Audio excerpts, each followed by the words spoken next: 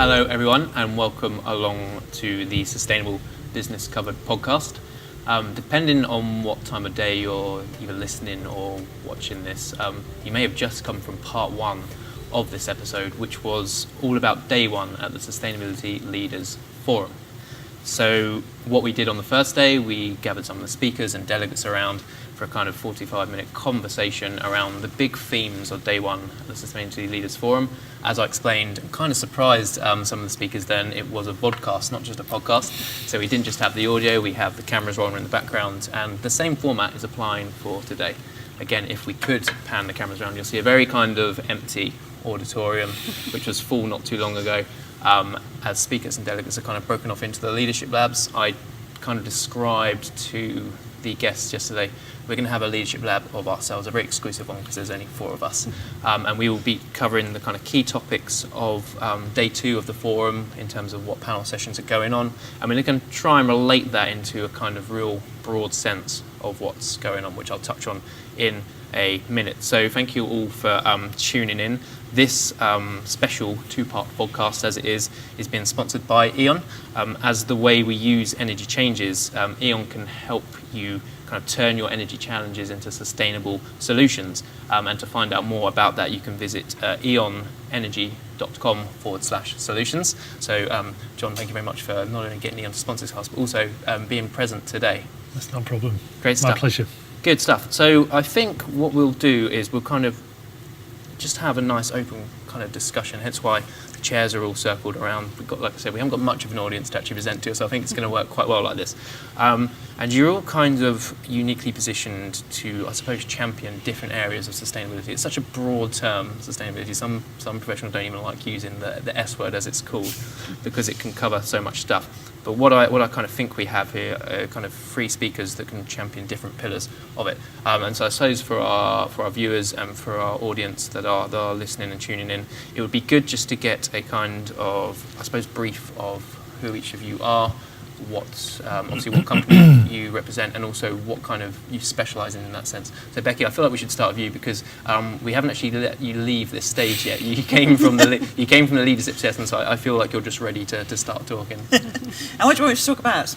Exactly. So we'll start with we'll just start with a kind of introduction to who you are and a bit about the Woodland Trust, and a bit, and I suppose we'll touch on that session you were in. It was all about leadership, the future of leadership in regards to sustainability. What was your kind of key takeaway from that?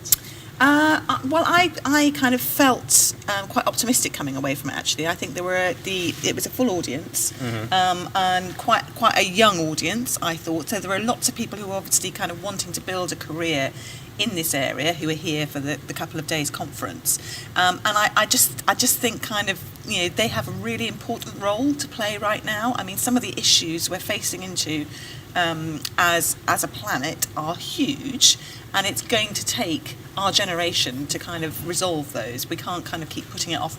We are going to have to make some decisions. So I always feel optimistic when I'm in a room of, you know, kind of bright people trying to come up with those solutions. So I felt quite optimistic and took away, I think, some of the results of the survey kind of absolutely demonstrated that we know what we have to do. It's just making sure that we can make it happen now.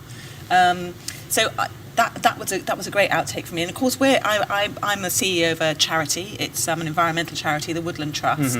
So we only operate in the UK, and we want to see a UK that's rich in native woods and trees for people and wildlife. So we don't produce timber, for example.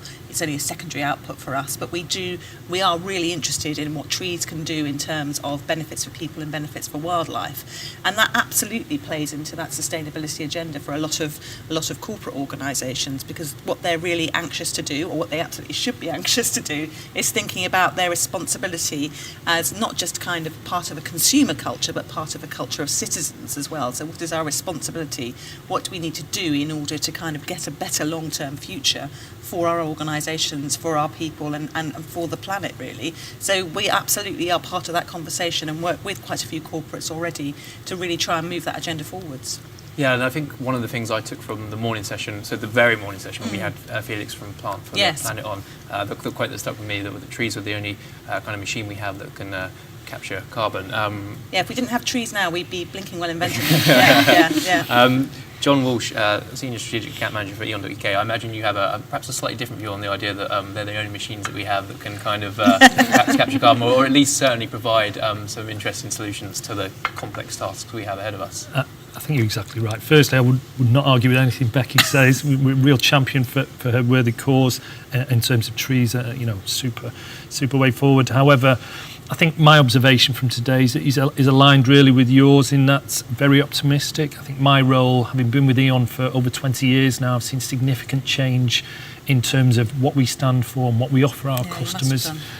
Absolutely. It's been almost ramping up at a significant speed now. I think Michael talked about that yesterday, our MD, Michael French, and it's been great to go along that journey. And the optimism I share is that really our role is to, as energy experts, to really facilitate change. And there's an appetite for change, and it's really about, I think it was mentioned by a couple of the talk speakers yesterday, certainly Will Gardner in particular, in terms of mission in action. He was talking about people, the inertia around people and what will really engage them to make this step change. And I see that as our role, maybe E.ON or other third parties around the industry, to really engage with our clients and make it easy for them to make this step change, whether it be with trees or whatever that solution is, or whether it's a more technological one. And as I say, my view, having worked with the B2B environment in particular, is that we need to do that by committing a commercial reality to that conversation. So it's all very well discussing purpose and CSR, but it needs to be combined and packaged with commercial realities of making a financial sense. And I think where we are now, the optimism is that I've seen it certainly over the last 10 years when I've been focused in this area and really moved away from selling carbon heavy gas and electricity to the solutions we're focused on now. I'm really excited by the fact that what we can offer is, as well as being the right thing to do in terms of carbon reduction, is also a significant improvement in terms of business case for our customers and helps them to stand out in their markets. Great stuff. And speaking of that business case, we also are represented by one of the kind of most recognisable businesses in terms of this area around low carbon innovation and sustainability in general. So Sarah Jones to my left, Environment Manager at Siemens, thank you very much for joining us. You sat in on the morning session as well. Yeah. Did you kind of take away any other key messages, or were you quite in agreement that there's a sense of optimism around this morning? I think there's a definite sense of optimism, but the thing which really resonated to me around leadership is that anybody can be a leader in this sphere, and it's not down to the sustainability professional to do sustainability. You know, everyone has a role to play, and the culture we have in Siemens is around an ownership culture. You make decisions as if you own the company yourself, and I think that really applies for sustainability, energy efficiency, resource efficiency. We need leaders out on the shop floor identifying areas for improvement, as well as leaders in the boardroom. I think everyone's got a role to play. Well, the boardroom was a buzzword actually that I was waiting for someone to organically bring up rather than me kind of force feed it in. And we had stuff in the sessions this morning, and it was quite a big topic yesterday in terms of that need for boardroom buying to really drive, I suppose, businesses, not just carbon reductions, but resource efficiency reductions, kind of environmental stewardship and activism, which is kind of covers across all three of our speakers today. And I suppose then, the board, I suppose, have a bit of an unfair, and maybe I am kind of pigeonholing the stereotypical view in the traditional sense that they're all about the finance, they're all about the profit, they're all about making a company grow. So we're kind of entering a new paradigm around profitability where I suppose the more kind of severe environmentalists would say that businesses can't be profitable and sustainable at the same time. But people like IKEA, Unilever have certainly proved the case with their low carbon products portfolio. I'm sure Siemens are in the same boat in that sense as well. So I'd like to get your three views on where we are at in that discussion over kind of sustainability and profitability. How can we've now seen the case that businesses can become profitable through sustainability, which is good to see. But how can they ensure that those profits, and not just profits but benefits, aren't just aren't just kind of confined to the boardroom, to the financial sheets, how they actually benefit the supply chain, how they actually benefit the consumers, and how they actually ultimately benefit the planet. John, I don't know if you want to kind of start on this. Yeah. Obviously, that's the kind of area that you specialise in. Absolutely, and I resonate exactly with your point there. And I think a phrase I use quite often is, certainly over the last few years, what I've noticed is the importance of energy. And when we're talking about energy, see sustainability, and the approach to energy is that for our customers, that conversation has moved, we say, from the plant room to the boardroom, and for the reasons that I'll mention in a moment, and that's particularly around the importance to them, and that's again through a number of different reasons for that. The primary reason is typically around the cost. It's one of the most significant variable costs for the majority of our customers, and therefore it attracts the attention of the board when it's signed off. And if I could just give you a little bit of background about how that's changed recently. Typically, our customers used to really concentrate their procurement focus on the unit cost of energy. So when we have this discussion with them, they really go out to town, they'd go through a tender process, maybe use a third party to drive down that pence per kilowatt rate. And that was a useful exercise to do. However, over the last 10 years in particular, the proportion of energy in your bill that's made up from energy is reduced significantly. It was maybe 2/3 of your total bill was energy 5 years ago. Now that's less than 50, probably around 40% for our large industrial customers. So you can see that effectiveness has reduced over time, and the real focus, if our customers are aware of where they can show real value, has to shift as well. So really, the only good kilowatt of consumption is one that you don't consume. So that changes the mindset. Rather than just being focused on pound notes and pence, we're talking about the whole approach and relationship with energy as a consumer. And that's how my role has changed completely. So we're not discussing talking about purchasing and procuring energy. We're talking about everything else but that. And now we have a relatively small team in E.ON that procure energy. And my focus and the rest of my colleagues is our solutions business, where we're looking at helping our customers to use less or generate their own, or whichever way they want to look at that. So it's a real... So that's really interesting for me, because I think, it has moved, the business world has moved from being a relatively simple world into being a much more complex one, even over the last kind of 10, 20 years, I would say. And I actually think that's really exciting, because this is business trying to sort of take account of the complexities of the context in which it operates. So this is about kind of things like natural capital accounting. It's like, trying to kind of evaluate the value and the benefits we get from things that we can't measure necessarily in straight pounds and pence. So and that's really important in terms of sustainability, and in terms of us being not just consumers but citizens as well as individuals, and organisations and businesses seeing themselves as not just kind of growth at any cost, but really taking that triple bottom line thinking, which has been around for a long time, but really implementing that and taking it seriously. And that's fundamental to us having a sustainable future, really, as a planet. Definitely. In Siemens, we have a global target to be carbon neutral by 2030, and we have a dedicated programme, very well funded, to look at the efficiency of our own facilities and drive those savings. But importantly, we're also taking that learning and taking it to our customers, so pushing that out through the value chain. I think business has a role to help customers identify issues perhaps they don't even know they have, but we can show leadership in that area.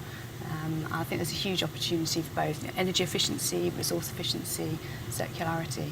And I think there's a lot of parallels between what John said around kind of it's not about you're talking to everything about reducing anything. It's all about making sure they don't spend that energy in the first place. And I suppose from a resource efficiency point of view, which is an area you're quite passionate about and quite an expert in, there's parallels there. It's arguably become the kind of hot topic in the last year, certainly around plastics as well. Every consumer now seems to be very much alert to the fact that their the waste from the products they buy, from the services they use, might not be being disposed of in such a sustainable way. So in terms of getting the boardroom really kind of bought in on that, what kind of message do you have to send them? Is it still around how resource efficiency can save money, or is it kind of consumer trust, which again I suppose has a financial aspect to it? What is it? Yeah, what we've tried to do is really simplify the language around it. When we're looking at our sustainability strategy, you get a group of sustainability professionals in the room, and sustainability becomes this amazing, behemoth of all these different terms and acronyms. But actually, we had to take a step back. We had a kind of a cross-functional team working with us. Guys in procurement, guys running particular businesses. Come on, guys, we don't talk this language. So we kept it very simple, and it's all about doing more good. So wherever you have a decision-making point, whatever process you've got in finance, R&D, in production, you say, can I do more good with this? Is there a different way I can do it? Can I do something a bit more sustainable? Can I use this resource more efficiently? Do I actually need to use this in the first place? So I think keeping the language simple helps enable a broader audience to start acting on these things. Great stuff. And Becky, you kind of are in the boardroom for the Woodland Trust. It's obviously completely, it's probably different to a kind of traditional private sector board in that sense. But there must be kind of some parallels, or certainly from someone who's perhaps looking into the sustainability professional sphere from the outside in, even though you've been working with probably the boards at Sainsbury's and IKEA, like you mentioned earlier. How different is it trying to have a kind of boardroom level conversation with the organisation like the Woodland Trust, and then having to try and perhaps enter into the private sphere? Is it quite similar, or? Interesting question. I used to be a management consultant in my misspent youth, so I've kind of I've sort of been in both worlds, I suppose. I think a lot of it is transferable, actually, and I think one of the key things that's happening around boards at the moment is that they are becoming more diverse. By hook or by crook, they are becoming more diverse, and that's fundamental to, I think, having these richer, more complex discussions and finding the more difficult solutions that we're going to have to find going forward. So that's been a really fundamental shift for me that's still going on, I think, at the moment as well. And I think the thing that for me, when I see good boards, and I don't mean boards that all kind of agree and spend their time nodding at each other, I mean boards that are really wrestling with those things. I think the thing that always strikes me is that that decision making is very much rooted in the values they hold as individuals and as the organisation for which they are leading. And that again, I find optimistic, because I think people make better decisions when they're grounded in their values and what they think their organisation stands for than they do if they see themselves as a profit-making entity and only that. Yeah. So I think that's been a shift as well. There's a lot more talk about values, about purpose, about responsibility, and I'm seeing that happening, at the top of the organisation, not just sustainability professionals kind of tugging on somebody's sleeve and saying, well, can we just think a bit about CSR, I totally agree there. One of the things we had from our sustainability strategy, we had a kind of co-creation workshop with our board and identified 4 key areas where we could see that either we could act really quickly on something, so let's just go ahead and do it, or there was a bit of a blocker that needed a board sponsor to help us get over these hurdles. And our ask to the board was, can we have a sponsor for each of these topics? And we had more volunteers from the boards than we had topics, which I thought was fantastic. But I think it does reflect, as you say, the change in diversity, the engagement, and linking it back to the purpose of the business. It might also be worth, at this point, if I could just add in a couple of examples of my experience with boards. So typically, to get sustainable or renewable schemes signed off, have board approval these days, certainly if they're into the millions of pounds, and that might be an FD or an MD, depending on the organisational setup of the company. And my experience is we have 2 challenges to overcome with customers that can often derail these schemes or stop them from moving forward. And that's one is around CapEx, and the second, if we dealt with the first one first, CapEx typically is the availability of CapEx. We're in a global world, global companies that have other projects in other areas, and there's often competition for that capital. So it's never easy. So along with CapEx, the other is the performance of the solution that we're recommending as well. So it might be a new technology, whether it be combined heat and power, solar technology, battery storage. It's new to the customer. So say the customer's in retail, they'll know nothing about energy assets. So there's a reticence within the board. Deem it as a risk. Yeah, sure. So with those two challenges, it's up to us and other third parties to overcome that and make it easier for customers. So the example that we've done here is to really help with financing those schemes, so we can provide capital if required, and also in terms of the performance or the risk around the opportunity, we can put that in a contract offering that's on what we call an energy performance contract, where we can underwrite the performance to ensure that they will get the performance from the asset over the time, to help to de-risk it from a customer's perspective. So again, it's all very well engaging with boards, but we need to understand their drivers and their challenges to their shareholders in terms of making the return, and make sure that we as an industry make it easy for them to make that step change into the new world, whatever that solution may be. There is, insert solution almost. It's about a new technology world, as I say, whether that's battery storage, whether it's a heat pump, whether it's solar technology. It's almost not important. What's important is that enduring energy partnership with a third party, if they've not got the wherewithal or the skill internally to do that. And I see that as the mass opportunity within the commercial world. Yeah. I think that's very true. I think a partnership and a long-term partnership is really beneficial. We've had a long-term partnership with our waste services provider, Veolia, over 5+ years now, and we really do work collaboratively on these things, and it is driving improvement, shifting waste up the hierarchy, and you build up that trust. And also, being a partner with our customers and helping them develop solutions, and we may go in and say, well, we don't know what the solution is yet, but let's work together on this. And that's something I recognise as well. That sort of the deeper, more meaningful relationships are the ones that actually deliver at the end of the day, and that's certainly true for us with our corporate partners. Where we've worked, for a long time, in getting into all kind of elements of that particular organisation. So relationships with people like Sainsbury's, nationwide, we've been working with. That's where I see those relationships really delivering both for the organisation itself and for our cause as well. So what makes the long-term partnership work? You've all kind of mentioned and specified ones you've got in place, and I think it was Richard Gillies was speaking earlier, the ex kind of Kingfisher M&S sustainability head, and he was kind of talking about if he could have done things differently. He kind of used a weird kind of anecdote of like feeding the lions with red meat today, but making sure he had a kind of herd of buffalo or wildebeest there to figure. So, and I suppose if it's slightly a red meat analogy, really. Yeah, not red meat in it. Exactly. So to make it perhaps a bit more clear to me, well, if we use battery storage as an example, it's one of those things where some businesses are put off by a little bit because it's got a relatively long-term payback. Perhaps some businesses are a little bit too short-termism in their views. It was quite a traditional thing to do at one point for businesses. So how do you kind of make a long-term partnership successful? How do you kind of put these partnerships in place that kind of, as Richard would put it, appeal to that big long-term goals, all these kind of climate goals and megatrends that are around? So you kind of get them in place, but what do you have to do every day? What's that kind of red meat you have to chuck over the fence to feed the lion every day? What kind of things do businesses need to do with service providers, with other partners, with organisations to make those long-term partnerships stay long-term? So for me, it's doing the day job well. So to take that as an example, so it might be the more straightforward energy solutions. If we look at replacing lights with LED technology, very transactional, if you like, very short-term payback, not very controversial, and doesn't require a very long sales cycle, if you like. Combining that with energy management, building management systems upgrades, so we've got partnerships in place with the Marks and Spencers, Sainsbury's of this world, where we provide those services.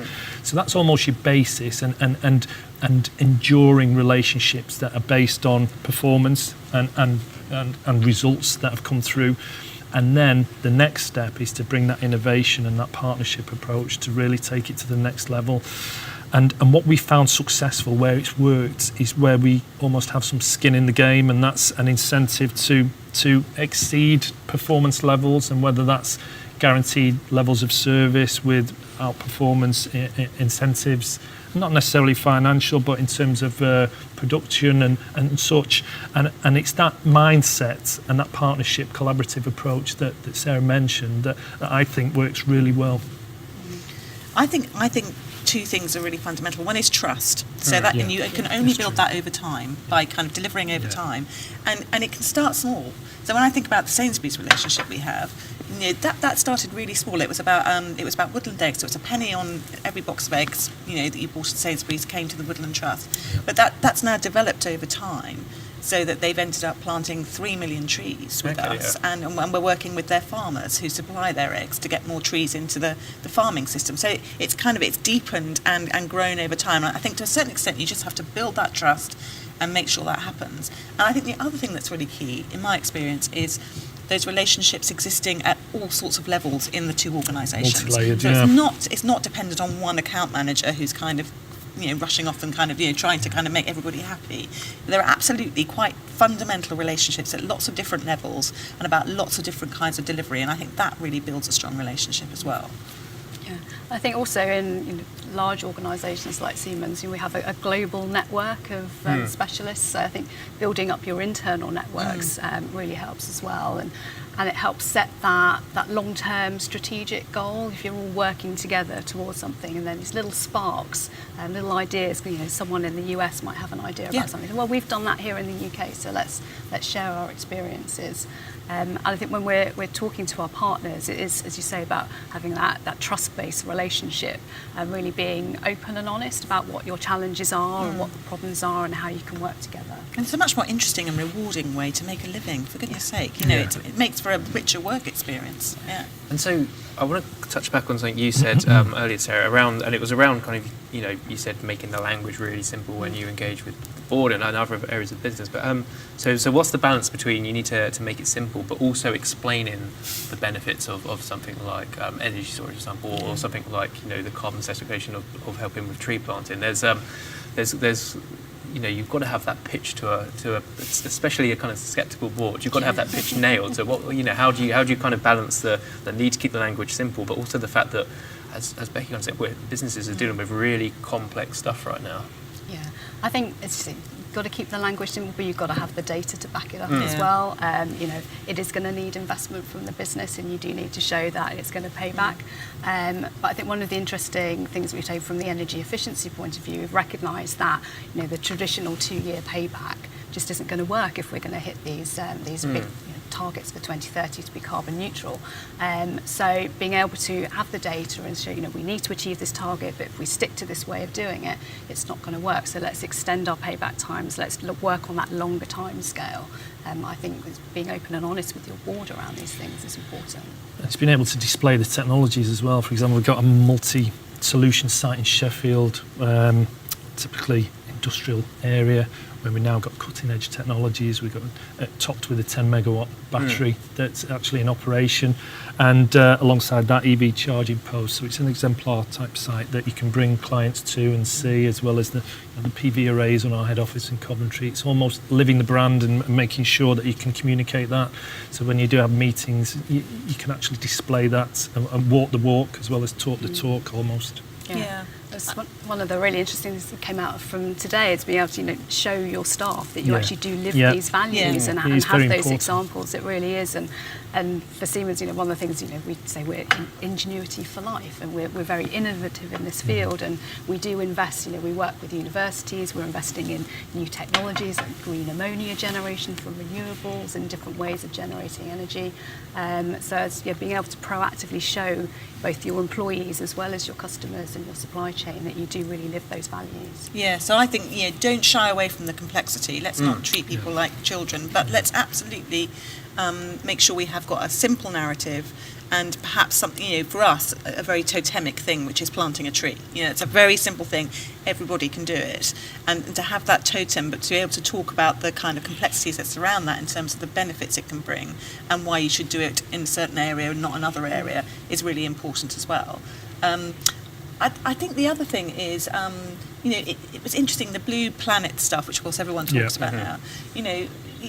plastics in the ocean is a very complex thing, and we know we've got to kind of talk about very difficult sourcing issues and all that sort of stuff. But actually, in the hands of a great storyteller, which is the BBC, and then working with David Attenborough, actually they managed to tell that story in a way that captured the minds of millions of people, and that was such a powerful thing. People have been trying to tell that story for a long time and not succeeding. So I think the power of really using great narrative builders in our work is really important and should not be dismissed. It can really change things. Yeah, so I remember probably about 8 or so, I was making this collage, and I have a very vivid memory of it. It was a whale in the ocean, and I cut up bits of plastic pots as plastics in the ocean. That was God knows how many years ago now, but it really stuck with me. And the thing from the storytelling lab was that that visual imagery, it really sticks in your mind. I think that's what's happened with Blue Planet, is the visual element of it. And a really good storyteller does create that visual imagery that really resonates. And that's one of the great things Tom from Finisterre yesterday was giving us his story about how he's developed, taken his passion for the ocean and really driven that into a business model which is going circular, recycling wetsuits and the like. So I think the power of storytelling is really important. If you combine that with new technology, which we all almost overlapped on, so everything now in HD quality and the new widescreen televisions, and it's almost a cinematic approach and impact. Whereas previously we didn't have that in our homes, that's the typical response now. We can almost mirror that to the energy environment, where technology is really driving innovation and change to a degree where, there's some fabulous technology. One, I think Michael referenced yesterday, something called Ectogrid, which is a district heat network scheme, which by definition is very efficient and it goes a step further because it actually transports the water at a lower temperature, which means much higher efficiencies because you've got much less losses in terms of temperature load. But also the next stage of what it enables people is to, as well as taking heat out, is to, when not in use and not required, put heat back onto the network. So what you're talking about then is the next level of smart cities, which is the potential of where we can go to. So we're quickly moving from looking at one company's single sites, a bit like your relationship with Sainsbury's, how it can almost jump onto the next level, and innovation and technology are really pushing us forward, and the opportunities for us to grasp that, to really engage with our clients and the board level contacts that we have, paint the picture, tell the story, use technology, and really bring it on and deliver for our customers. Yeah. So what you've just done, John, is something I've not been able to do. Is you've taken, and what a lot of sustainability professionals struggle to do, is you've taken the plastic story, which you're just talking about, and you've managed to bridge it into the wider sustainability conversation. In fact, in this episode on day one, we had John Koo from Interface, do the carpeting tile manufacturer. He basically said that what he'd really like to see is how businesses can take the plastic story and just engage consumers on a whole plethora of sustainability issues. And one of the things I've always wondered is how hasn't the plastic story yet been related to the SDGs? It kind of links to one goal, and that's perhaps a bridge in. But I suppose what I'd like to know is how can these kind of global frameworks like the SDGs, I mean, the fact that we're in a post-Paris Agreement world has made the case for businesses to really step up. How do they then use stuff like the plastics, the ongoing plastics crisis, the Paris Agreement to really broaden the understanding of not just consumers but perhaps people within their own organisation on sustainability? So I think it comes back a bit to narrative. So we were talking about the power of stories, and I think a sense of narrative is a very human thing. So we talk about our own lives as kind of linear progressions, a kind of narrative, and that's very much how we tend to see the world. So I think using something like plastics as kind of one bit of that narrative, but then making sure that you do put in all the other parts is really important. I think the other thing for me is, particularly around the SDGs, is the whole point of the SDGs is that they're holistic. So it's the whole lot. So you can't just kind of focus on one and say it's okay because we're doing SDG number 506. You know, it's absolutely about taking that holistic view of things. And I think that kind of holistic view and the sense of a narrative are, again, very human characteristics. So I think there's a real shift going on. I think people have absolutely come from a philosophy which particularly was strong in the Western world, that we were at the top of the pyramid and everything else was kind of there to be used by us to deliver growth or deliver whatever it was we felt we needed to make our lives more comfortable and kind of, you know, live better lives in that sense. But I think now people are absolutely realising that, you know, the narrative and the holistic view is that we are part of a much more complex kind of ecosystem, and that we ignore that at our peril. And I think that philosophy is changing. And so I think it is both narrative and taking that holistic view which will kind of get us there. And that is different to how we have talked about business in the past. It is very different. That's really interesting, actually, yeah, because we've had a few reports come in and land on the edie desk around how companies, especially with the SDGs, can cherry pick goals. That was the quote that really stuck with me. And I was kind of thinking, is that necessarily a bad thing? Because, you know, some companies aren't going to have massive impact with certain goals, but the way you kind of put it is, and in fact, I think it was Bayes Minister Claire Perry was here yesterday, and she basically said that, you know, climate change was linked to 15 of the goals. It was the fundamental theme running through them all. And I suppose when you start viewing that, perhaps businesses and organisations do have more of a focus. On them. I was going to say exactly the same. From my experience, if you like, my day job, my focus is around the developers or commercial real estate sector in particular, trying to get under the skin of that area. And one of the drivers or one of the SDG equivalents, if you like, in a business focus is the BRE. We work alongside the BRE, and they've got BREEAM standards which developers or commercial real estate developers can aspire to, and it's really aligning oneself with those, whichever the sector. So for every sector there is a BRE or an SDG. You know, there are baselines or standards that can be aspirational. I think if we link that back to the profitability and sustainability question, that there is definitely a value around brand value being associated with high performance, high sustainability, and that's been recognised certainly in the feedback. I think it was Karen Hamilton yesterday from Unilever. She referenced some of the research that they'd done over a very large piece of work in terms of numbers of people interviewed, and there was a significant, I think it was over 85% of people will purchase, whether that be service or products, with the sustainability agenda in mind now. So it is now the here and now. So it is a profitability and sustainability hand in hand. I think the good thing about the SDGs is that they provide a common language. So no matter what sector you're in, you know, if you're a charity, you're a big business, you're an SME, it does provide that common language to say, you know, we're working on collaboration and Goal 17. So, you know, it's that kind of a leveler in a way, to show everybody can work together to these common goals. It's a way of talking about that much more complex language. environment. Yeah.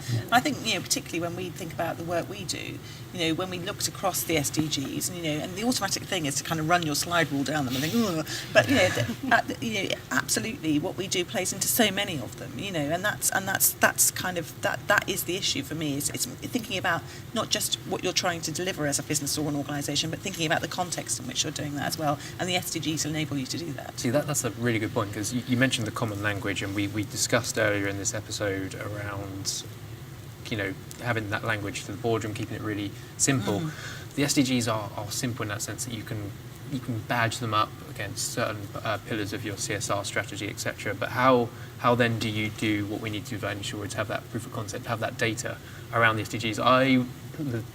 Perhaps I'm a bit too sceptical as a journalist on this, but I would suggest that there's a select few businesses out there that are just kind of using the kind of SDGs as a kind of a bit of a dress up for the CSR report, and they kind of stick it on, they plaster it on against kind of key areas, but there's no real correlation or link there.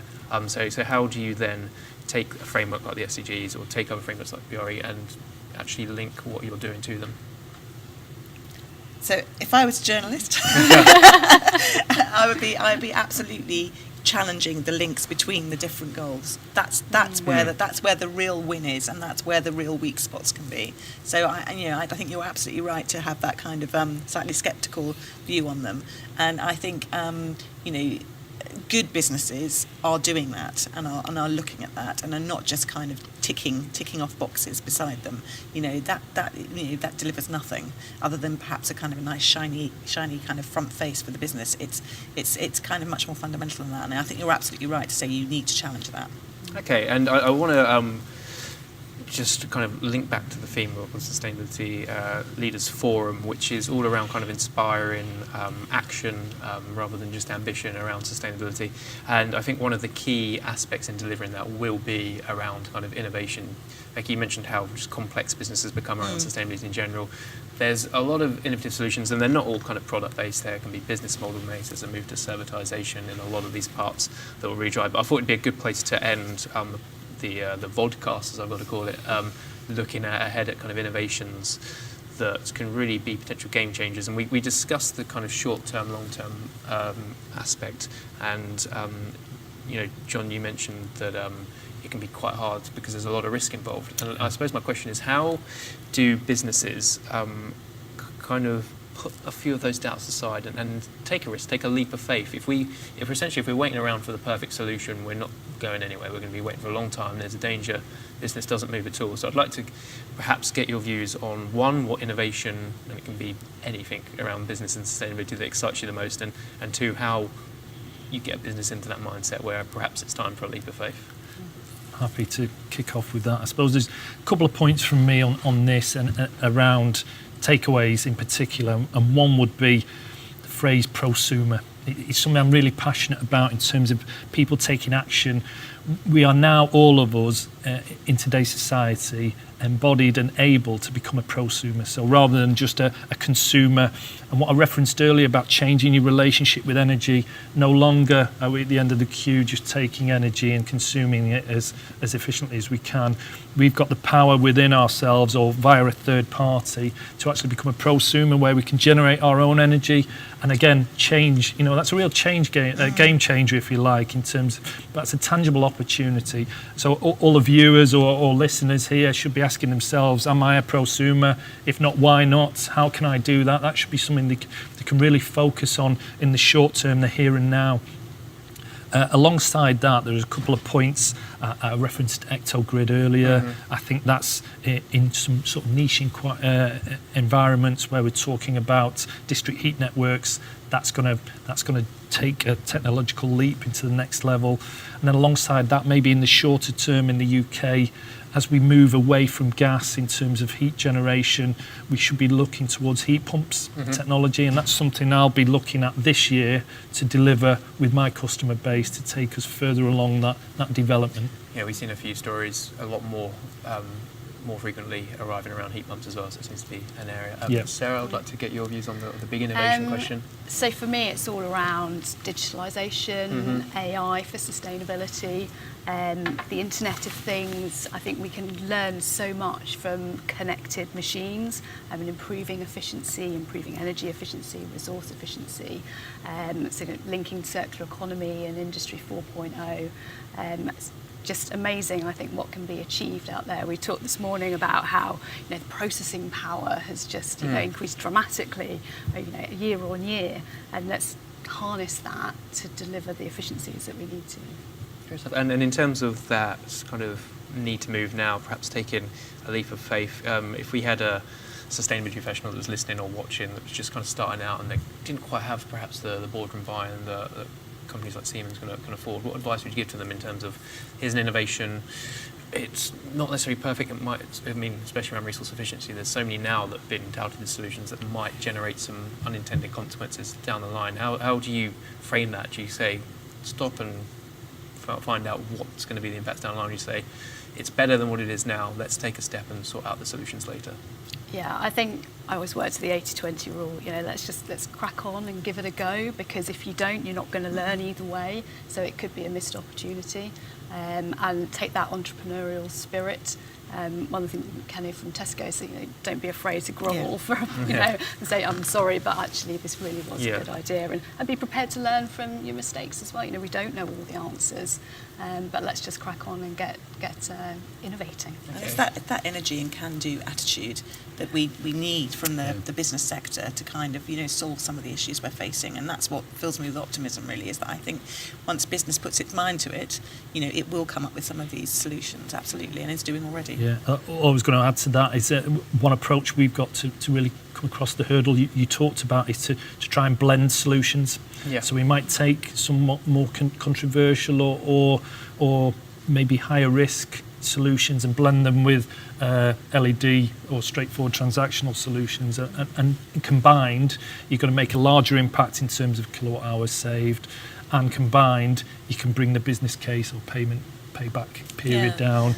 Yeah, and I'm really interested in kind of the innovation I really hope to see is taking kind of natural capital accounting much more seriously and really looking at what nature provides for us in terms of our businesses and really taking account of that. And I think once you start doing that, then you can start incentivising all sorts of directions of travel that will be hugely beneficial for us and for the planet. So if you look at somewhere like New Zealand, it's planting 100 million trees a year now because it's got political will to do so and because it's got a fantastic carbon credit scheme.